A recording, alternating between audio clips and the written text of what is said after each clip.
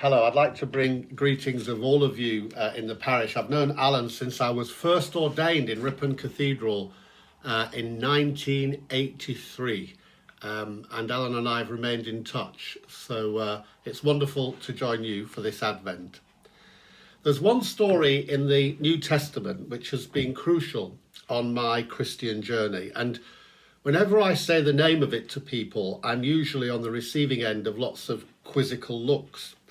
The reason that the story of Jesus' transfiguration has been so important to me is that the church that I stumbled across as a young teenager, which helped form my faith, was indeed called the Church of the Transfiguration. You know, there's hardly any churches of the Transfiguration in the United Kingdom, just a few of them. And from the moment I heard the name of this newly discovered church as a 15-year-old, I wanted to know what the transfiguration of Jesus really was about. Jesus leaves 9 of his disciples behind, and the other 3, Peter, James and John, he takes them to the top of a high mountain. This mountain has been unidentified, but various scholars have their candidates as to which one it might be. It's very close time-wise to the Feast of Passover in nearby Jerusalem, and what will be Jesus' final few weeks before his untimely death. But no one there, save perhaps himself, actually knows this. Suddenly, though, his appearance changes. In Mark, Matthew and Luke, where the story is told, and there is another passing reference to the story of the Transfiguration in 2 Peter chapter 1, Jesus' clothes are shining out. They become intensely white, and his whole being is transfigured before the 3 disciples. But the drama doesn't end there. Suddenly, there's Moses there, and Elijah too. Now, what on earth are Moses and Elijah doing appearing in the New Testament?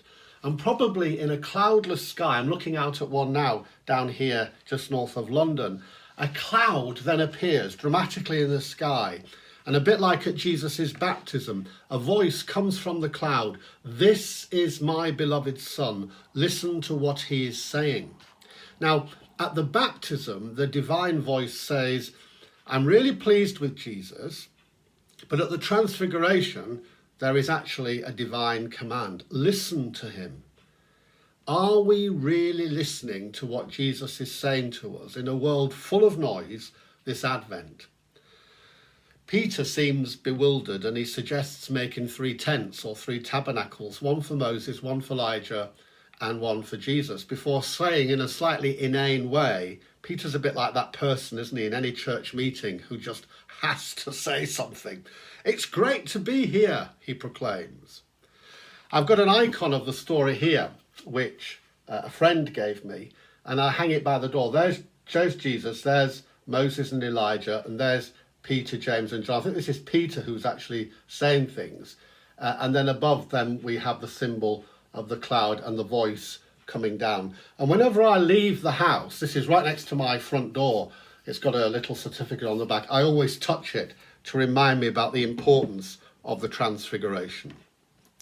When the drama ceases and Jesus' appearance returns something like back to normal, and the 4 descend the mountain and set off towards Jerusalem, with Jesus telling the 3 of them, and this is really interesting, don't say anything. Don't say anything about what you saw on the top of the mountain. And to me, that always seems a little bit strange. Don't say a word about the wonderful vision. Why do you think he said that? The need was to keep it all still secret, perhaps. To put it in a nutshell, the transfiguration of Jesus, which I believe has been too ignored and much ignored by Christians and churches over the century. The transfiguration of Jesus, it's not even, in the creed, and the ascension is in the creed, but it's a glimpse of the glory of God. We see God's glory on the top of the mountain just for a few moments. The heavenly status of Jesus as the Son of God is fully on display, and the lucky 3 disciples, the 3 who are chosen to be with him, have a little glimpse for a little time, as we see in that icon, of Jesus' true identity as the Son of Man and as the Son of David. Moses and Elijah's presence, of course, lead us and link us to the Hebrew scriptures, the Old Testament, linking the Old and the New together.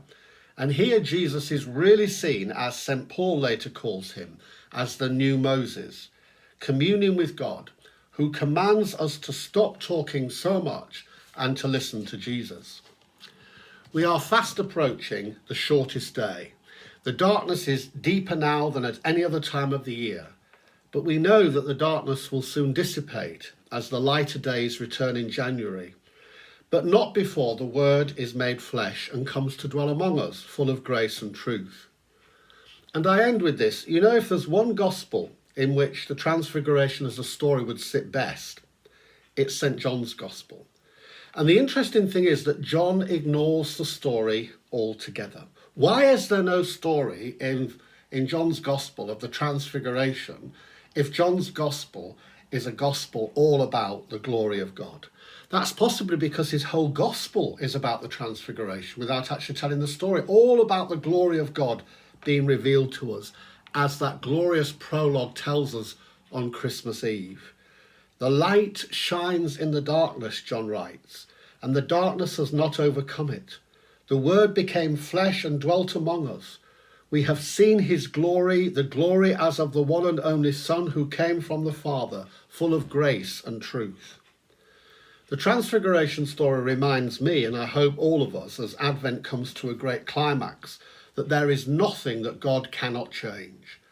We glimpse his glory in the darkness of the earth until that moment when Jesus comes again on Christmas Eve and we behold his glory once again, singing, as I hope we will, with the angels. Those of you in Leeds, me here down here in Welwyn Garden City. The angels will sing of God's changing power. Glory to God in the highest. On earth peace, goodwill towards people. A happy rest of Advent and a blessed Christmas when it comes.